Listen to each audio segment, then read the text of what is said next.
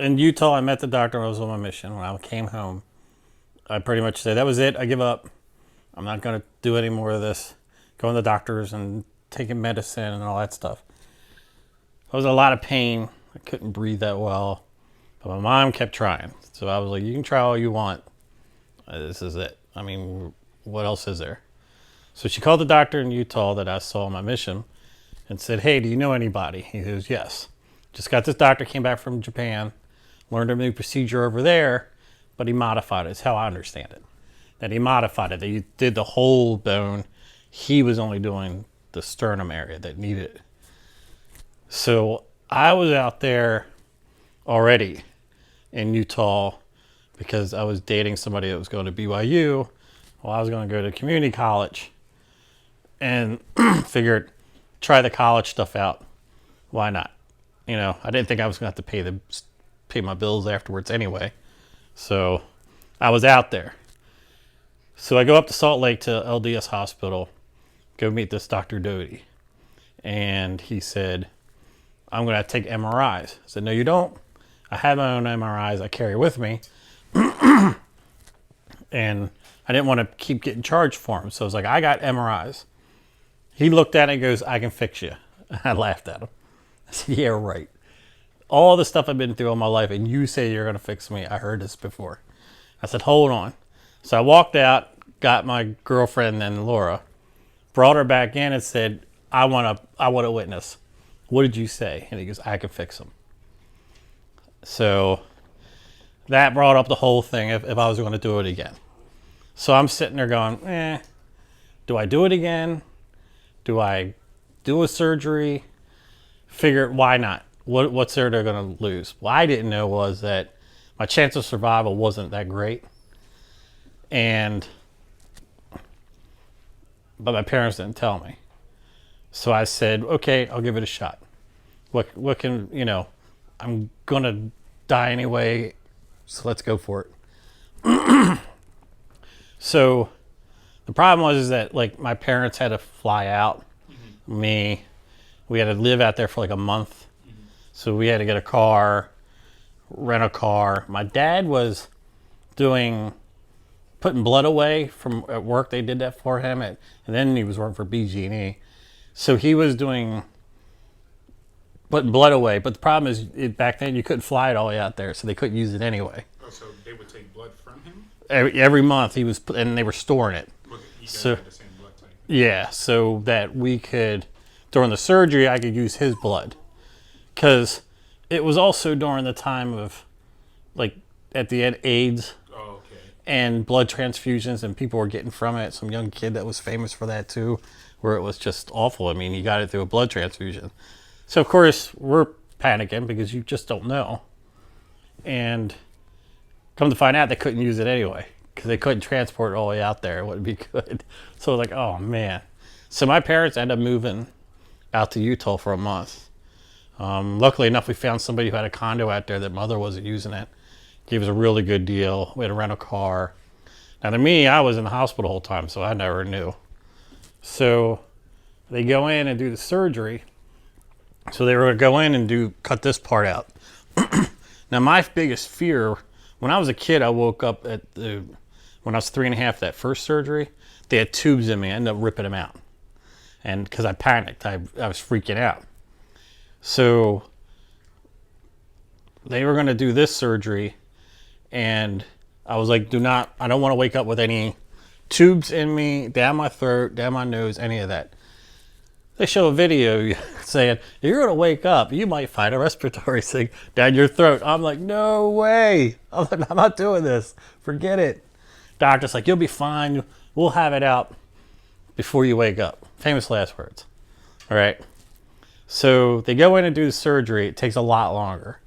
It was really messed up. But come to find out, besides being crushed in, I had a growth of something growing on the back of the sternum that was literally pointing into my heart. So my heart was being like shaped like an hourglass, or my lungs were being crushed.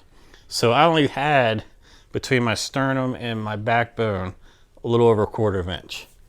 So all that area, so all the stuff was my body was moving stuff around. So the doctor said that they've never seen a case like that where it's that bad. They said that usually is one or two things go wrong during these surgeries or something pops up. You just don't know. I didn't have anything go right. My muscles didn't connect back, so they were always in the wrong place, just sitting there, not being used. The sternum was more crushed in. It had a growth on the back. So the surgery that was only supposed to take a while took like twice as long.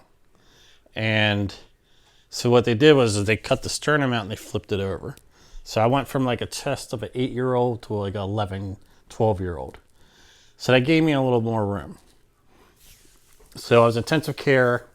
I was all hyped up on morphine. I didn't know what was going on. I mean, my dad would have TV on and I would blink and I thought I changed the channel. So here I am thinking like I'm doing this, thinking I'm changing. Come to find out I was going in and out of passing out and falling asleep, and I was so doped up. But my dad thought I had something in my eye because sometimes I wake up and I'm going like this because I want to change the channel, of course, because my dad has something on I don't want to watch. So he's sitting there with my eye open because I got tubes down my nose, tube in my mouth, and tubes on my side. These were trying to keep my lungs inflated, keep fluid out. This one's keeping one was respiratory, keep me breathing, because I was literally living off machines for a while. So I'm sitting there thinking I'm changing the channel. My dad is over there with my eye open going, he got something in his eye. I'm like, what are you doing in my eye? Get out of my eye. I'm tied down so I can't move my hands. And I'm sitting there going, what are you doing in my eye? I'm trying to change the channel. Get out of my way. I don't want to watch this show. So my dad's going, there's something in his eye. And I'm thinking, it's like a whole comedy sketch going on. So then brother Bill was there. And next thing you know, they were flying out. Then my girlfriend, that's now my wife, Laura, they were flying her out because they said I wasn't going to come through. That I was living off machines. That nothing was starting back up again. I didn't know. I was all high up on morphine. They were pumping that stuff in me like crazy. You know, they have a time limit when they can do it. So they flew her out to say goodbye. And the whole time I'm thinking, I started coming back. I started like on my own, breathe in. A couple times, my brother said he did it every hour. My lungs would fill up with fluid. So to get it out, they would shoot the solution down. So it was like drowning and then vacuum it out. Well, I thought they were vacuuming my brains out because I'm all doped up and they're hearing this. And I'm like, oh my gosh. But then I couldn't breathe. So my dad's in the ear going, breathe, breathe, breathe. I'm like, why? You know, the machine's doing it for me. I'm like, I don't have to breathe. And he's going, you know, they're pumping the oxygen. They're going to turn it down. They have to turn it down. Talking to me out of it. I only remember that a couple times. But my brother said they have like every hour they had to do that, trying to keep my lungs from filling up with liquid. So I'm starting to come out of it. I'm starting to understand what's going on a little more. Still have all these tubes and everything in me. Can't figure out how I lost my power of changing the TV anymore. I was really upset about that. But one time, like, I was playing cards, I thought, with my brother who wasn't there. He was back here in Maryland because he was married and had a young daughter. And I thought my feet caught on fire. And I'm moving my feet in the bed. My mom thought something was wrong there. She's massaging them. I'm like, put my feet out the whole time. Why I'm still playing cards with my brother here in Maryland. Couldn't figure that one out. Then one night, the guy in the room next to us came out of a coma and freaked out and started rocking his bed while it was hitting the wall. I thought aliens were coming through the wall because I'm all hopped up on morphine. So I'm in my bed rocking it. My mom said the next day they came in, the nurses were like, it went around the whole place. Like everybody started freaking out because it started with that guy and then me. So we're both banging our beds, yell. You know, I can't yell. I thought I could talk, but I had a thing in my throat. I'm just going, rrr, and they're all going, what? Yeah, sure. And I'm thinking, why doesn't anybody understand me? So we're sitting in there. So finally they took the tube out. And I'm like, oh, thank goodness, because it's so irritating. It's dry. And I was dying. Now I know why I don't want to drink caffeine anymore, because I was dying for a Coke. I mean, it felt like I was in bed for months, which I wasn't. And I just wanted a Coke. So all they would give me is ice chips. I don't want no stinking ice chips. I still had the tubes in my nose. So I talked my dad into getting a Slurpee for me. I said, go to the store, get me a Slurpee, bring it here. I'll just wash it around my mouth. I'll spit it out. Of course, I did that the first halfway through the Slurpee, and then realized, like, okay, I'm going to swallow it. This is going to feel good. And I swallowed it, and next thing you know, my nose got frozen, and I could see the color of the Slurpee go at the tube out the side of my nose. And I'm like, what the heck? So I asked my brother what it goes to, and he goes, oh, it goes to a little container over here where they save, you know, I got one over here for my urine, this one over here for what they're pumping out of me and stuff. So I'm like, that's great. I'll just drink the Slurpee. It'll go in there. So I ended up drinking the Slurpee, and then the nurse came in a while later, started yelling, like, what are you doing? And I'm like, it's red, of course, a red Slurpee. So they're thinking, like, oh my gosh, what's coming out of his stomach or whatever. The nurse comes over the jar, you can see the Slurpee. I had red and brown because I had a Coke and cherry mix. I got them to mix it. So I'm like, oh crap, she goes, you can't be doing that. So then she leaves, no more than 10 minutes later comes my dad with another Slurpee. So I'm like, great. I drink it, watching it. He thinks it's cool. My nose is like freezing because he would drink it and come right back up again. So I got it done. I'm like, Dad, make sure you empty that jar out. Nurse doesn't need to get filled up. So he's undoing it, getting ready to dump it out. Nurse coming in and start yelling at him. What are you doing? He told me. I was like, I didn't tell him to do anything. I don't know what he's talking about. So then then the one day, I guess I had a guy, they couldn't, the x-ray, the guy would have to come in to do the x-rays in my bed. So they would bathe me in my bed. I don't know, these nurses could change sheets on that thing with me barely moving. I don't know how they did it. The nurses and doctors were clever. That's like my favorite hospital I've been in.